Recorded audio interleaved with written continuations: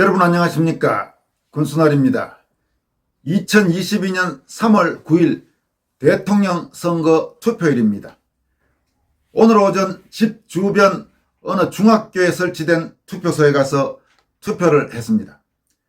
투표 관리관 도장에 관리관 본인 이름이 있는지 확인했고 투표용지를 가로 세로로 잘 접어서 투표함에 넣었습니다.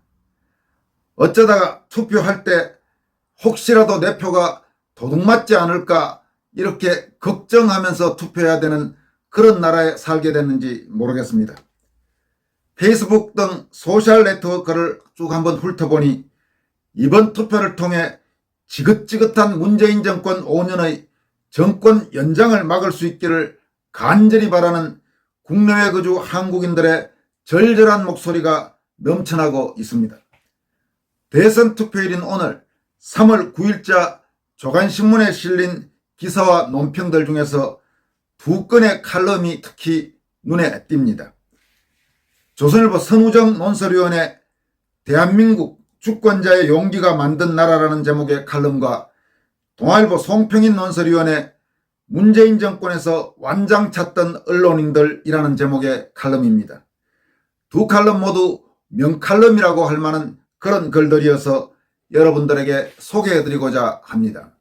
먼저 선우정 조선일보 논설위원의 대한민국 주권자의 용기가 만든 나라라는 제목의 칼럼은 작은 제목들, 그러니까 소제목들로 대통령이 꼽은 최대 성과 K방역, 자해하듯 성과를 무너뜨렸다. 투표 당일 30만 확진자가 나온다는 그 황당한 소문은 현실이 됐다. 선거에 참여할 590만 고령 유권자에게 오늘의 투표는 실제 전쟁이 됐다. 그리고 칼럼의 내용은 다음과 같습니다. 문재인 대통령이 작년 말 5년 임기 중 가장 큰 성과라고 자평한 정책이 이른바 K방역이다. 이 최대 치적을 그는 지금 자해하듯 무너뜨리고 있다. 문 정권은 집회 모임 등 국민의 자유를 억압하고 자영업자의 경제활동을 통제하고 국민 움직임을 감시하고 검사와 격리를 강제했다. 기본권을 유보하면서 국민이 얻은 것은 상대적으로 적은 확진자와 사망자 숫자다. 숫자를 빼면 문재인의 K방역은 아무것도 남지 않는다. 재작년 2월 확진자가 900명을 넘어섰을 때 진원지로 지목된 종교단체를 향한 대통령의 혐오 표정을 잊을 수 없다. 그런데 확진자가 30만 명이 넘어도 그는 분노하지 않는다. 그럴 수밖에 없다. 선거를 앞두고 표변한 청와대가 사실상 진원지이기 때문이다. 한국은 지난달부터 방역 후진국이다. 숫자가 말해준다. 지난주 한국의 코로나 확진자는 OECD 38국 중 가장 많았다. 연초엔 23째였다. 사망자는 9자가 됐다. 발병에서 사망까지 2, 3주 시차를 감안하면 사망자 지표도 곧 치솟는다. 지난주 한국의 인구 대비 사망자는 일본의 1.7배에 이른다. 그동안 한국의 지표가 일본을 넘어선 적이 많지 않다. 그런데 오미크론 국면에 폭발했다. 아니 폭발시켰다. 코로나가 창궐하는 시기에 방역 패스 중단, 역학조사 중단, 경제활동 제한 완화, 격리기준 완화 등 전대미문 정책으로 K방역을 무너뜨렸다. 일부러 만들어낸 위기다. 사람들은 방역 완화를 요구한 자영업자 표를 얻으려고 저런다고 한다. 한국의 자영업자는 547만 명이다. 유권자의 12%에 해당한다.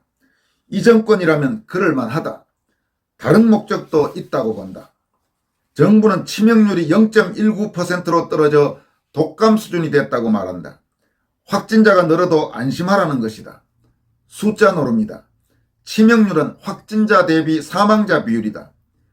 요즘처럼 확진자가 단기간에 폭발하면 치명률은 줄어든다. 이걸 보고 어떻게 안심하는가? 중요한 건 코로나로 매일 100명에서 200명 사망하고 있고 사망자 중 79%가 70대 이상이란 사실이다. 이들에게 확진자 폭증과 사망자 증가는 투표를 포함한 일상을 변경시킬 수 있는 현실적이고 중요한 공포다. 이번 대선에서 70대 이상 유권자는 590만 명이다. 전체의 13%에 이른다. 자영업자보다 많다. 걸리면 100명 중 5명이 숨지는 80대 이상 유권자가 이 중 214만 명을 차지한다. 이들의 60%가 특정 야당 후보를 지지하고 있다. 여당 후보는 1월 21일 이번 대선은 5,000표 차이로 당락이 결정될 수 있다고 했다. 이후 K방역이 무너졌다. 그때 시중에선 확진자를 늘려 보수 성향 고령 유권자가 투표장으로 나가는 것을 막으려 하는 것 아니냐는 얘기가 돌았다. 정부가 투표 당일 사상 최대 확진자 수를 발표할 것이란 소문도 있었다. 다 사실이 됐다. 정책 조작으로 국민 1만 명의 정치 행동을 바꾸는 것은 문제도 아니다. 성공한 나라 국민은 정치의 선의를 믿는다. 선거에 이기겠다고 설마 국민 생명까지 위협하는 일을 벌일 수 있겠느냐고 한다. 하지만 그들은 다르다. 여기서 말한 그들은 이 정권 사람들, 이 정권과 괴를 같이 하는 그런 세력들을 말합니다. 문 정권은 대통령 당선을 위해 전문 프로그램까지 사용해 대선 여론을 조작했다. 대통령 친구를 시장에 앉히기 위해 경찰력을 동원해 무고한 선거 경쟁자를 수사한 혐의로 재판받고 있다. 국정농단이라며 전 정권 인사를 도륙하면서 뒤에서 몰래 저지른 행동이다.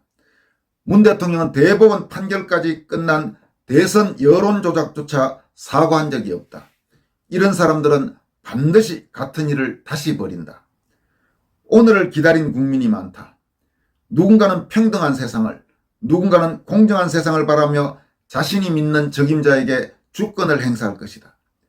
어떤 이는 재정 지원을 더 받기를 기대하면서, 어떤 이는 세금이 줄어들기를 기대하면서 투표장에 들어갈 것이다. 얼굴을 보고 고향을 보고 선택하는 유권자도 있을 수 있다. 어떤 이유든 누구를 선택하든 소중한 주권 행사다. 하지만 다른 이유로 기다린 사람들이 있다. 문 정권에서 청와대 울산재판, 조국재판은 지연됐다. 대장동 수사는 중단됐다. 법원과 검찰이 정의를 미뤘다. 유동규와 김만배는 침묵하고 있고 권순일의 일상도 그대로다. 1조 원짜리 서울시 박원순의 생태계는 정상 작동하면서 수많은 식구를 먹여 살리고 있다. 윤미향과 이상직은 여전히 국회의원이고 조미는 아직 의사다. 대법원 판결이 나왔어도 부산대와 고려대의 결정은 나오지 않고 있다. 이들은 무엇을 기다려온 것일까? 특정 후보를 지지한 김어준은 지금도 세금을 먹으면서 공공전파를 사용하고 있다. 이들의 미래도 오늘 결정될 것이다. 진실을 바꾸려고, 비리를 감추려고, 비루한 자리를 보존하려고, 부정한 기득권을 유지하려고, 국민 세금을 더 뜯어먹으려고 버틴 사람들이다. 누구를 선택하든 오늘은 이들을 기억했으면 한다. 이번 칼럼에서 이 문단이 가장 앞건입니다. 그러니까 지금 문재인 정권에서 당연히 수사받고 법원으로 넘겨져서 처벌받아야 되고 할 그런 여러 인간들이 처벌받지도 않았고 수사받지도 않았고 불이익을 받지도 않았죠. 불이익이 아니라 잘못된 이득을 토해내지도 않은 지금 이런 자들이 많은데, 만약 이번 대선에서 다시 정권 연장에 성공한다면 이들을 단죄할 길은 없어진다는 그런 뉘앙스가 깔려있는 대목입니다. 굉장히 중요한 대목입니다. 칼럼의 마지막 문단은 다음과 같습니다. 송재윤 교수는 어제 조선 칼럼에서 대한민국의 첫 민주정부는 김대중 정부가 아니라 1948년 정부라고 했다. 50 총선거를 통해 수립된 정부다. 공감했다. 여기에 덧붙이고 싶은 이야기가 있다. 당시 선거는 전쟁 같았다. 선거를 파탄 내려는 좌익폭동으로 선거 직전 나흘 동안 투표소 57곳이 공격받아 민간인 72명과 경찰 7명이 숨졌다. 그럼에도 등록 유권자의 95.5%가 투표에 동참했다. 기적이라고밖에 할 수 없다. 대한민국은 주권자의 용기가 만든 나라다. 오늘도 그럴 것이다.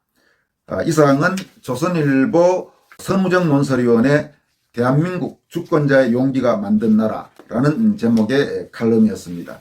투표 꼭 해야 되겠죠, 여러분, 그죠? 다음은 동아일보 송평인 논설위원의 문재인 정권에서 완장 찾던 언론인들이라는 제목의 칼럼입니다.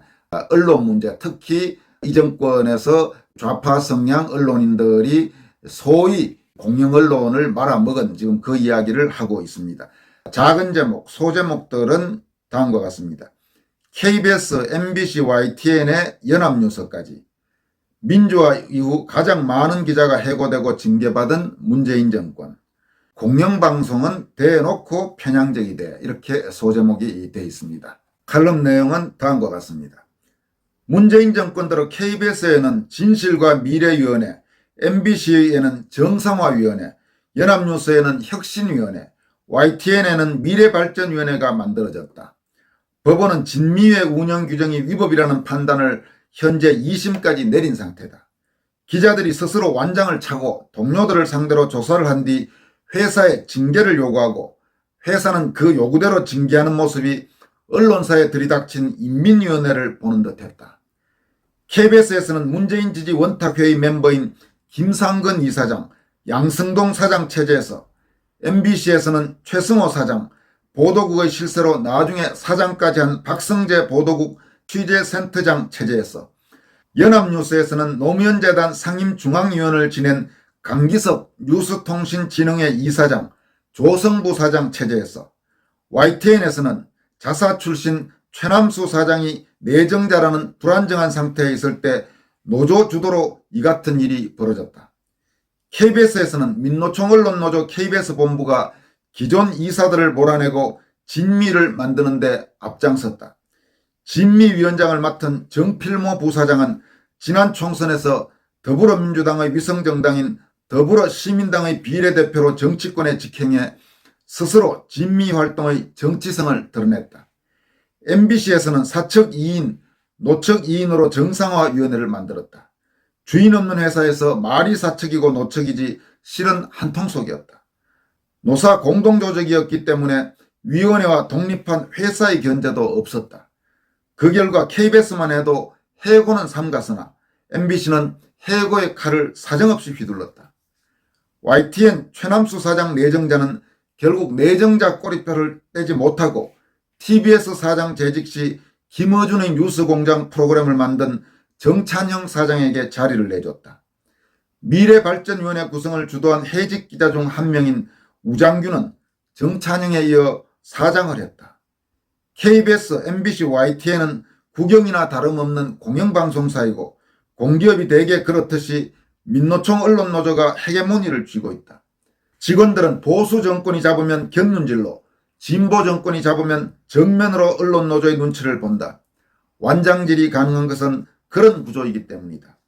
KBS, MBC와 원래 그러려니 하지만 안타까운 것은 연합뉴스의 변질이다. 과거 연합뉴스는 언론사들로부터 전재료를 받아 운영됐다. 그러나 노무현 정권에서부터 국영이나 다름없는 공영통신사가 됐다. 언론사들의 공유체제에서 벗어나자 연합뉴스도 주인 없는 공영방송사를 닮아갔다. MBC에서는 19명이 해고됐다. 이명박 정권 때 불법 파업으로 해고된 5명보다 훨씬 많다. KBS에서는 17명이 징계를 받았다. 이명박 정권 초 불법 파업으로 징계를 받은 7명보다 훨씬 많다. 연합뉴스에서는 전례 없이 1명이 해고되고 3명이 징계를 받았다. YTN에서만 이명박 정권 때 6명이 해고됐지만 6명을 징계하는 선에서 끝났다. 해고와 징계 사유는 파업에 가담하지 않았다, 사조직을 결성해 직장 질서를 물랑케 했다는 등 정상적으로 납득하기 어려운 것이다. 법인카드의 경미한 오용 등 걸면 걸리는 사유도 있다.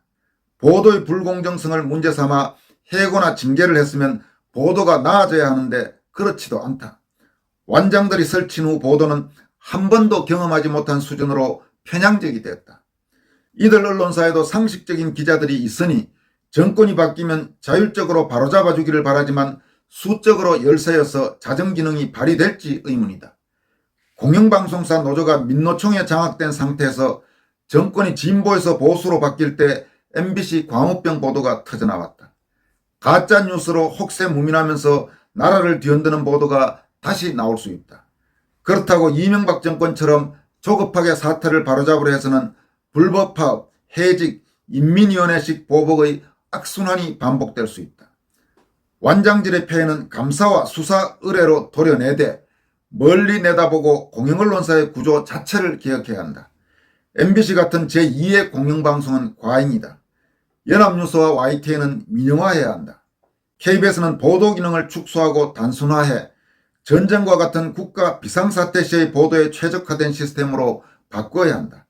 솔직히 말하자면 우리는 지금 이들 공영언론사가 다 없어도 옳은 판단을 하는데 충분한 정보를 얻을 수 있는 시대에 살고 있다.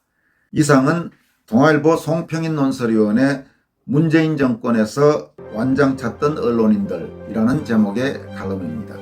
이 칼럼도 참 잘 쓴 칼럼이고 아주 예리하고 날카로운 칼럼입니다. 여기까지 하겠습니다. 여러분 고맙습니다.